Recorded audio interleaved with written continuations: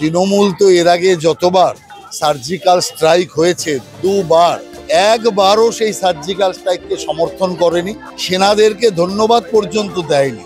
এবার যেহেতু ইলেকশন সামনে আর তৃণমূলের বিরুদ্ধে নানা রকম প্রচার এমনভাবে বাসা বেঁধেছে যে তৃণমূল কংগ্রেস এবার শুধুমাত্র জনতার চোখে ধুলো দেওয়ার জন্য এবার এই কার্যক্রমে নামতে বাধ্য হয়েছে।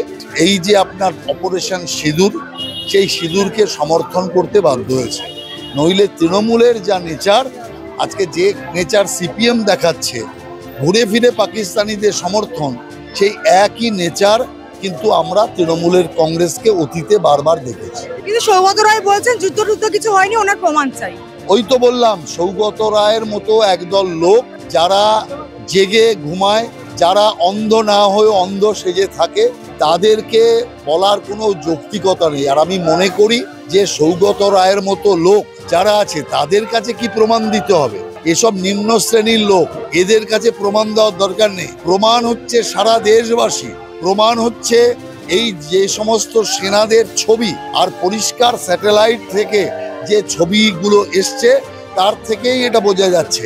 সৌগত রায় ওসব স্যাটেলাইটের ছবি কি বুঝবে? ও মদের বোতল বোঝে, মদের গ্লাস বোঝে, এর বাইরে কিছু বোঝে না।